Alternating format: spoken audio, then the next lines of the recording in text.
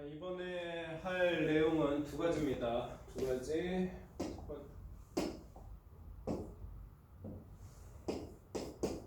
일과 에너지입니다. 일과 에너지. 그래서 두 가지의 관계에 대해서 개별적으로 다루고 이제 각각의 관계에 대해서 좀 이야기를 하려는 겁니다. 자, 첫 번째 일이라는 건데요.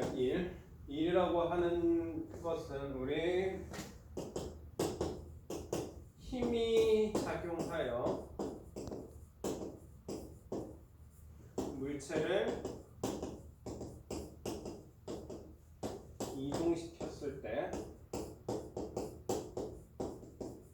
이걸로 좀 일을 정의하겠습니다. 그래서 두 가지가 필요합니다. 첫 번째 힘이 필요하고요. 두 번째는 물체의 이동이 반드시 있어야 됩니다. 예를 들어 힘이 작용하지 않는데 물체가 이동하는 상황이라든가 혹은 힘은 작용하지만 물체가 이동하지 않는 상황, 그런 상황이라면 일하지 않은 겁니다. 일하지 않은 거. 자, 그래서 이런 수평면 위에 물체가 있고 이 물체에 힘이 작용한다라고 생각해 보겠습니다. 이 물체에 힘이 이렇게 작용한다. 나라는 방향부터 할 걸 그랬나요? 자, 그러면 이 녀석에 작용하는 힘을 두 가지 역할로 나눠볼 수 있습니다. 첫 번째는 지면에 수직한 방향으로 물체를 들어올리는 역할을 할 수도 있고요. 또 하나는 지면에 수평한 방향으로 물체를 끌고 가는 역할을 할 수 있습니다. 자, 이때 수평면과 이루는 각도를 세타라고 하면 이제 저 하나의 힘을 두 개의 힘으로 나눠볼 수 있겠죠? 그럼 각각의 힘을 표기하면 위쪽 방향은 F sin 세타로 물체의 무게를 줄여주는 역할을 할 겁니다. 이 녀석에 작용하는 중력이 있을 건데 이 윗방향의 힘에 의해서 그 중력이 일부 상쇄되고요. 그렇게 되면 수직 항력이 작아지게 된다라고 생각하시면 됩니다. 그리고 또 하나는 수평 방향으로 작용하는 힘이 존재할 겁니다. 자, 이때 이러한 힘이 작용해서 물체를 끌고 나간다라는 겁니다. 이 물체가 여기 있던 물체가 이렇게 이동을 한다라고 하면 이때 이동에 의해서 발생하는 변이 S가 존재하겠죠. 그렇죠? 자, 그러면 이 두 가지를 이용해서 일의 크기를 이렇게 정의할 겁니다. 1이라고 하는 녀석은 움직임 방향으로 작용한 힘에다가 F 코사인 세타에다가 거기에 이동거리인 S를 곱해준 형태로 나타난다라고 보시면 됩니다. 자, 이때 곱하기를 할 건데 조금 생각을 해보면 힘이라고 하는 거 방향성 가지고 있는 거였죠. 그리고 S라고 하는 것도 방향성을 가지고 있는 겁니다. 벡터라고 부르죠. 이 벡터 두 개의 연산을 내적을 통해서 이제 벡터 곱, 스칼라 곱이라고 부르는데요. 스칼라 프로덕트라고 부르는데 내적이라는 것을 통해서 구해낸 이 1이라고 하는 것은 방향성이 존재하지 않는 스칼라 값이 됩니다. 스칼라. 그래서 힘이 작용해서 물체를 움직일 때 나타내는 이를 이렇게 표기할 수 있는데요. 내적을 이용해서 표기한다라고 하면 그냥 이렇게 써도 되는 겁니다. 사실 F, S 이렇게요. 이렇게. 책에서 나오는 거랑 표기가 반대로 가고 있죠. 자, 그래서 이런 식으로 표기해 줄 수 있다라고 보면 됩니다. 그러면 이 내적을 수학적으로 풀면 그 결과가 이렇게 되는 거고요. 그래서 내적이라는 것을 알고 있으면 교과서에 있는 표현, 교과서에서는 아마 이렇게 쓰고 있을 겁니다. FS는 FS 코사인 세타 이렇게 연결해서 써놨을 건데요. 요거를 우리 스칼라 곱이라고 하는 벡터 연산을 이용하지 않으면 이해할 수가 없는데 실제적으로는 이렇게 되는 겁니다. 벡터 두 개를 내적했을 때 그 결과를 이런 형태로 구한다라고 생각하면 됩니다. 그래서 일단 1이라고 하는 거는 끝났고요. 일을 한다라고 했을 때 이야기해 볼 수 있는 게 하나 더 있습니다. 그것이 뭐냐 하면 바로 일률이죠. 일률. 우리 일률은 대표 기호 P로 씁니다. P. 우리 힘과 제일 헷갈려 하는 것 중에 하나가 바로 파워라는 말인데요. 파워는 일률에 해당하는 표현입니다. 힘은 포스고요. 포스. 자, 그래서 일률 P라고 하는 것은 단위 시간 동안 한 일을 통해서 정의합니다. 단위 시간 동안 한 일. 그래서 이 인류 P의 수식적인 표현은 간단합니다. 단위 시간 동안 한 일 이렇게 쓰면 되겠죠. 그렇죠? 자, 이제 이거를 수식적으로 좀 변형을 하겠습니다. 이렇게 써도 스칼렛 값이라 상관없습니다. 자, 어쨌든 일이라고 하는 것을 우리는 정의하기를 힘과 이동거리의 내적을 통해서 구한다라고 표현을 했었죠. 그러면 표기가 저렇게 바뀔 거고요. 이 중에서 얘입니다. 얘. T분의 S를 묶어가지고 우리는 하나의 기호 V 물체의 빠르기로서 이야기를 했었죠. 그렇게 되면 이 부분이 엮일 거고요. 그렇게 되면 식이 간단하게 이렇게 바뀔 겁니다.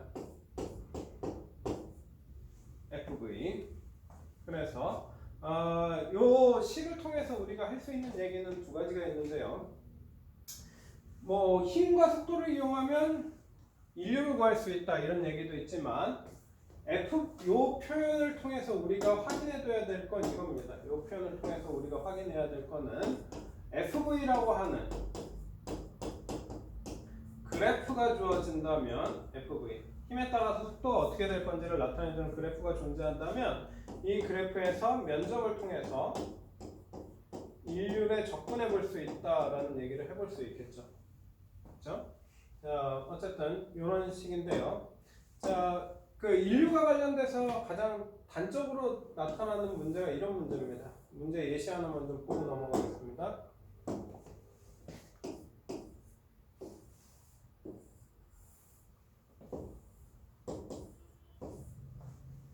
그래서 물체를 지금 경사면을 따라서 위로 끌어올리는 겁니다. 위로 끌어올릴 겁니다. 일정한 힘을 줘서. 자, 이때 문제에서 나타나는 굉장히 특별한 설정이 존재하는데 그 설정이 뭐냐면 일정한 힘. 사실 일정할 필요 없습니다. 원래는 일정할 필요가 없는데 우리 수준에서는 일정한 힘이 필요해요. 자, 일정한 힘이 작용하고 그리고 또 하나 일정한 힘이 작용하면서 나타나는 것 중에 하나가 속도가 일정하다라는 표현 나올 겁니다. 물체의 빠르기가 일정하다. 사실 이 두 개의 조건에서 의문을 가져야 됩니다. 이 두 개 조건이 주어졌을 때 의문을 가져야 되는데 우리 질문하는 거 참 싫어하죠. 그 의문이 뭐냐? 우리 앞서서 이야기하기엔 일정한 힘이 작용하면 그 결과 F는 ma라고 하는 조건을 만족했어야 됐죠. 질량을 가진 물체는 일정한 힘이 작용했을 때 속도가 일정할 수가 없습니다. 이 조건을 만족할 수가 없죠. 근데 문제에서 일정한 힘이 작용함에도 불구하고 속도가 일정하다라고 얘기하면 우리가 눈여겨봐야 될 건 일정한 힘이 아닙니다. 이겁니다. 이거. 속도가 일정하다. 속도가 일정하다. 이 조건을 맞추기 위한 조건은 힘을 다 더했을 때 0이 된다라는 거였죠. 무슨 얘기냐? 일정한 힘으로 이 물체를 지금 당길 건데요. 장력 일정한 힘으로 당길 건데 합력은 0이 된다라는 겁니다. 바꿔 얘기하면 뭔가 힘이 숨어 있다라는 것이 되겠죠. 자, 이때 숨겨놓는 힘 중에서 가장 많이 나타나는 힘이 바로 이 중력입니다. 중력에 의해서 물체가 빗면 아래로 내려가려는 힘 mg sin 세타가 존재할 건데 이 힘과 장력이 서로 같다라는 것을 이런 방식으로 표현해주고 있다라고 봅니다. 그리고 이 일정한 힘으로 속도가 일정하다라고 했으니까 이 물체의 속도가 이렇게 나타나겠죠. 그렇게 되면 이 물체의 일률이라고 하는 P는 그냥 장력에다가 속도 곱해서 이렇게 구하면 됩니다. 그렇죠? 자, 이때 일정한 힘을 물체에다 작용해야 되는데 우리 사실 일정한 힘을 물체에다가 사람이 주는 거 굉장히 힘듭니다. 그래서 도구를 이용하거나 자연계의 기본 힘을 이용하는 것이 좋은데요. 이 일정한 힘을 내기 위해서 자주 등장하는 것이 바로 전동기라는 장치입니다. 전동기. 그래서 전동기가 등장한다. 일정한 힘을 사용하겠구나. 일정한 힘을 사용한다. 인륜에 관해서 물어보는 문제일 가능성이 높겠다라고 판단하시면 될 것 같습니다. 자, 그러면 다음으로 넘어갈 건데요. 두 번째 해야 될 것은 에너지입니다. 에너지. 일과 에너지 중에 두 번째인데요. 에너지이고요. 에너지가 뭐냐라고 물으면 그냥 쉽게 이렇게 대답하면 됩니다. 에너지 뭔지 모른다. 에너지 뭔지 모릅니다. 과학자들 특히 물리학자들도 에너지가 뭔지 잘 몰라요. 에너지가 뭔지 모르고 에너지가 무엇이냐라고 물으면 되게 이렇게 어려워할 겁니다. 왜냐? 모르니까요. 물리학에서는 모르는 것들이 굉장히 많습니다. 대상이 무엇인지는 물리학적인 탐구 대상이 아니라서요. 물리학에서 탐구하는 것은 관계 위주로 탐구한다라고 보시면 되지 대상에 대해서 중요하게 생각하지 않습니다. 예를 들어 반장이 누구냐는 중요하지 않습니다. 반장이 어떤 역할을 수행하느냐라는 것이 중요한 것이죠. 그래서 에너지가 뭔지 자체는 중요하지 않은데 에너지라고 하는 것을 우리는 다양한 이름으로 부르지만 물리학에서 크게 다루는 에너지는 딱 하나 있다라고 보면 됩니다. 바로 역학적 에너지죠. 이 역학적 에너지는 두 가지의 에너지로 구성되어 있습니다. 첫 번째 운동 에너지이거나 위치 에너지거나 에너지라고 써야 되는데요. 귀찮아서 그냥 대문자 2로 고치겠습니다. 그래서 에너지는 역학적 에너지 한 종류만 존재하는 것이고 운동 에너지, 위치 에너지 이런 식의 다양한 두 가지 에너지로 나타내는데 우리 일상에서는 에너지를 어마어마하게 세분화시키고 있습니다. 예를 들어 전기 에너지도 있고요. 뭐 빛 에너지라든가 빛 에너지 애매하네요. 아니면 열 에너지 이런 다양한 에너지들을 이야기하는데 이런 에너지들 역시 운동 에너지나 위치 에너지에 의해서 나타나는 에너지일 뿐입니다. 그래서 과학에서 존재하는 에너지는 딱 두 가지로 나눠볼 수 있다. 운동 에너지거나 위치 에너지거나. 그렇죠? 그래서 각각의 정의를 좀 살펴보겠습니다. 첫 번째 운동 에너지인데요.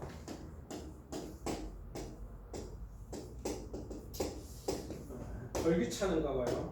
한글로 계속 쓰는 거 보면 운동 에너지의 정의 자체는 이렇게 됩니다. 2분의 1 mv의 제곱. 이게 정의입니다. 정의. 그러니까 왜 저렇게 정의했나요? 묻지 마세요. 정한 사람 마음입니다. 정의가 왜 그렇게 됐냐라는 질문은 정의는 정하는 사람 나름입니다. 이름 붙이는 거랑 똑같다라고 생각하시면 됩니다. 이름 붙이는 거랑 이름이 왜 도대체 그렇게 지었느냐라고 질문하면 할 말 없죠. 부모님이 그렇게 지은 거니까요. 정의라고 하는 것은 정의하는 사람이 그냥 결정하는 겁니다. 운동 에너지를 이렇게 나타내겠다라는 것이죠. 운동량을 이런 표현으로 나타내겠다라는 것입니다. 이유요?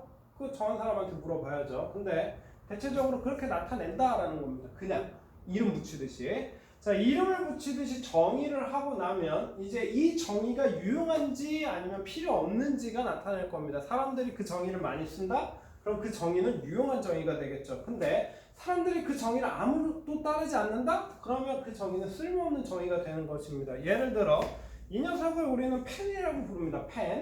펜이라고 부르는데 내가 얘를 지금부터 고양이라고 부를 거야 라고 하면 난 얘를 그냥 고양이라고 부르면 되는 겁니다. 그것이 이 녀석의 정의가 되는 것이겠죠. 하지만 만약 사람들에게 이 녀석을 보여줬을 때 사람들이 이걸 펜이라고 부를 거잖아요. 그러면 내가 정의한 고양이라는 정의는 필요 없는 것이 되겠죠.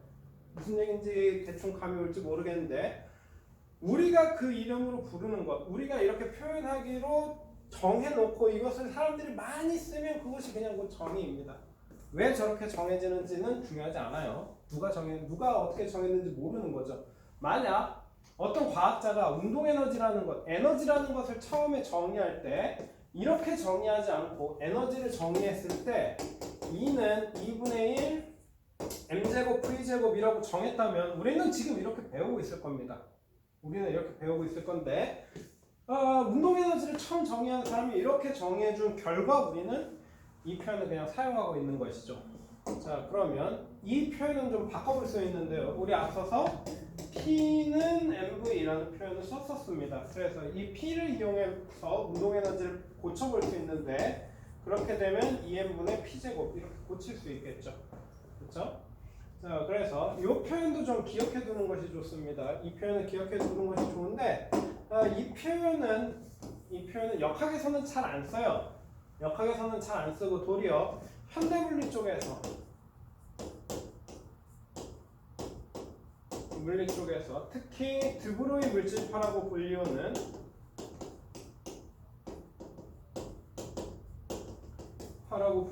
내용에서 이 표현을 좀 자주 쓴다라고 보시면 됩니다. 그래서 운동 에너지의 표현은 이렇게 정해진 겁니다. 그냥 외워야 되는 겁니다. 정의가 왜 그렇게 정해졌는지 따지지 마시고 정의는 일단 외우세요. 정의 자체는 그냥 외우시면 됩니다. 자, 나는 외우기 싫은데요 라는 학생들이 간혹 있습니다. 간혹. 나는 이 정의를 굳이 외워야 되나요? 이해를 먼저 하면 되는 거 아닌가요? 라고 물어보는 친구들이 간혹 있는데 정의는 이름과 같다라고 이야기했죠. 정의를 정하는 것은 이름을 정하는 것과 같다. 우리 친구랑 친해지는데 물론 친구의 이름을 몰라도 친해질 수 있습니다. 친해지고 나서 자연스럽게 생활하다 보면 그제서야 깨닫게 되죠. 이 친구의 이름이 뭐지? 근데 우린 대충 친해지기 전에 친해지는 단계에 대해서 생각해보면 제일 먼저 확인해야 될 건 이거죠. 그 친구를 어떻게 부를 것인가. 친구의 이름이 중요해지는 겁니다. 이름을 먼저 알고 이름을 알고 나서야 그제서야 그 사람과 친해질 수 있다라는 거죠. 물리 역시 마찬가지인 겁니다. 대상에 대한 이름이 있는데 그걸 외우기 싫어한다? 간단하죠. 여러분 교실에서 이름 모르는 애들 있죠, 솔직히. 24명 다 알진 않잖아요. 26명 다 알진 않잖아요. 쟤는 이름이 뭐였더라? 이런 친구들이 있는데 잘 생각해 보십시오. 그런 친구들하고 친했나요? 역시 마찬가지인 겁니다. 이름조차, 정의조차 잘 모른다. 그럼 물리와 친해질 수 없다라고 생각하면 됩니다. 그래서 정해진 정의 자체는 반드시 외우는 것이 좋은데요. 우리 운동 에너지까지 이야기하고 헛소리하고 있었죠? 자, 그러면 이번에 위치 에너지로 넘어가겠습니다. 위치 에너지로 넘어갈 건데요. 위치 에너지를 표기하는 방법이 다양합니다. 위치 에너지는 우리 U, 대문자 U로 표기하기도 하고요. 위치 에너지는 EP라고 쓰기도 합니다. 엄밀히 얘기하면 이제는 위치 에너지라고 안 부릅니다. 위치 에너지라고 부르지 않고요. 제가 구식이라 옛날 사람이라 늙은이라 그렇게 부르는 거지. 우리는 보통 포텐셜 에너지라고 불러서요. 이거의 약자를 써서 이렇게 표기하기도 합니다. 자, 근데 위치 에너지 정의를 하기 전에 우리 앞서서 배운 거 하나 좀 끌어다 놓고서 정의하겠습니다. 뭐냐면 1인데요. 1의 원래적인 정의 표현을 좀 보겠습니다. 원래적인 정의 표현은 이렇게 됩니다. FDR. 그렇죠? 그래서 여기에 힘을 집어넣어서 그 힘에 대한 적분 결과로서 2를 정의합니다. 2. 예. 자, 그러면 위치 에너지도 정의할 건데 위치 에너지는 사실 정의 자체는 예전에 봤습니다. 어디서 봤냐 하면 여러 가지 힘에서 특정 힘들 뭐 만일력이라든가 중력이라든가 탄생력에 대한 위치 에너지를 이야기했는데요. 그때 나온 표현이 이겁니다.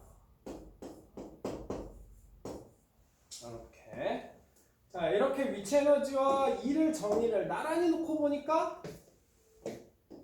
얘랑 똑같이 생겼죠. 근데 부르는 이름이 다르다라는 건 뭔가 차이가 있다라는 겁니다.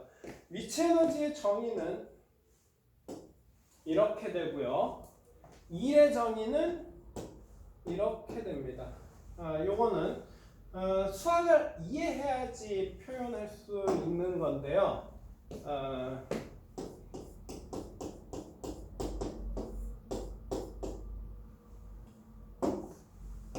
갑자기 수학 시간이 돼버리는 느낌인데요.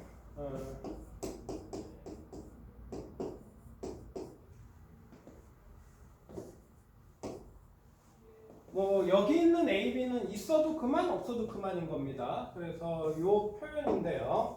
요거는 인테그랄이라고 읽고요. 이 안에 있는 이 부분을 적분하라라는 의미입니다. 적분하라라는 의미이고요. 자, 그리고 적분을 할 때는 무엇에 대해서 적분하는지가 중요합니다. 그래서 x에 대해서 인테그랄 적분하라라는 의미죠. 이 안에 있는 함수를. 자, 이 적분이라는 것인데요. 적분은 기하학적인 의미로 살펴보면 적분이라고 하는 것은 그래프상에 면적을 찾는 것이 적분입니다. 그래프상에서의 면적을 찾는 것이 적분인데요. 자, 그렇다면 그래프를 좀 보겠습니다. 이런 그래프가 있다라고 생각해 보죠. 이 그래프 상에서 축과 이제 이 축하고 이 그 그래프가 표시되어 있는 값을 이용해서 면적을 구하라는 겁니다. 적분이라고 하는 것. 자, 그러면 면적을 구하라고 했을 때 이 녀석의 면적을 구할 수 있나요? 구할 수가 없습니다. 왜냐? 어디 면적을 구하라는 건지 알 수가 없어요. 그래서 예를 들어 면적을 이렇게 찾을 수도 있죠. 이 면적을 물어볼 수도 있을 거고요. 혹은 이 면적을 물어볼 수도 있을 겁니다. 이해되셨죠? 면적을 어디 물어보는 건지를 알려줘야 된다고요. 그래서 첫 번째 여기 x축, 여기 y축이라고 하면 무슨 축에 대해 라는 얘기는 뭐냐면 이 축을 지정해 주는 겁니다. 그래프와 축 사이에 있는 이 면적을 찾아라 라고 지적해 주는 것이죠. 자, 그리고 또 한 가지, 이 축과 그래프 상에서 이만큼을 구할 수도 있지만 이만큼 구할 수도 있는 거잖아요. 그렇죠? 그러면 그래프 상에서 어디서부터 어디까지 접근할 것인지 면적을 구하는 기준점을 제시를 해야 됩니다. 그래서 여기 있는 A와 B라고 하는 녀석을 우리는 접근 구간이라고 부르죠.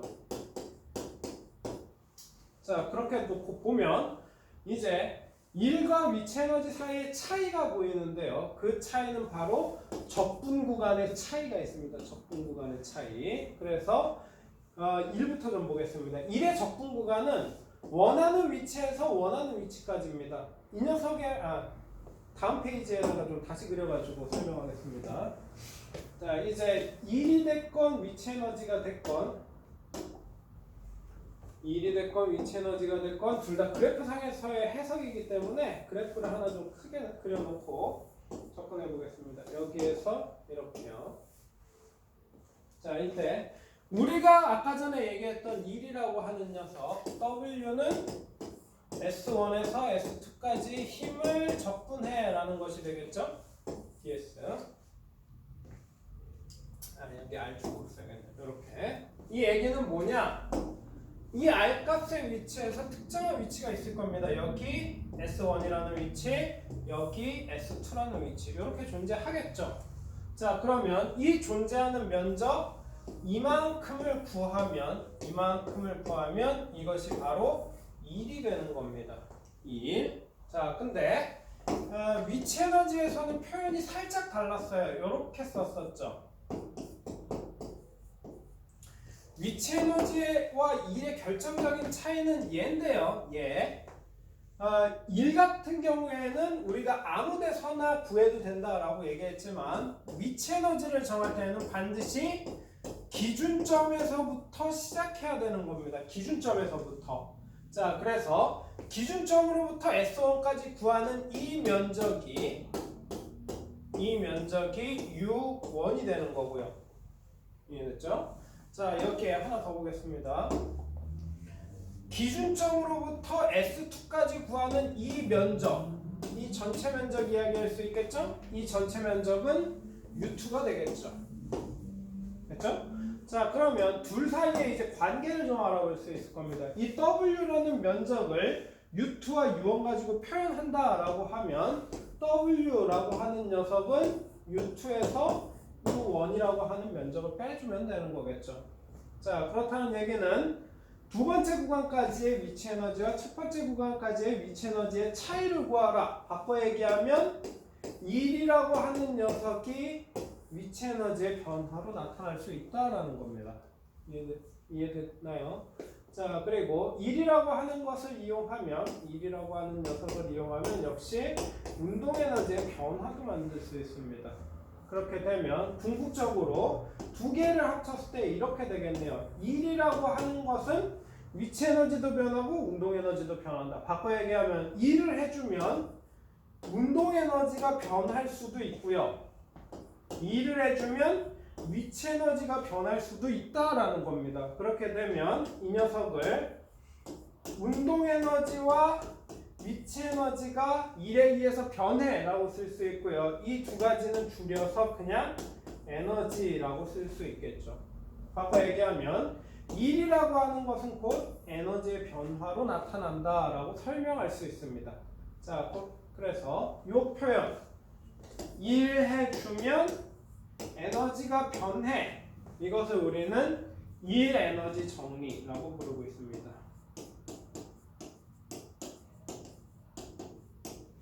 자, 1 에너지 정리를 이용해서 그 중학교 때 배웠던 내용 하나를 좀 수정하고 끝내겠습니다. 뭐냐면 중학교 때 배웠던 내용 중에 이런 얘기 있을 겁니다.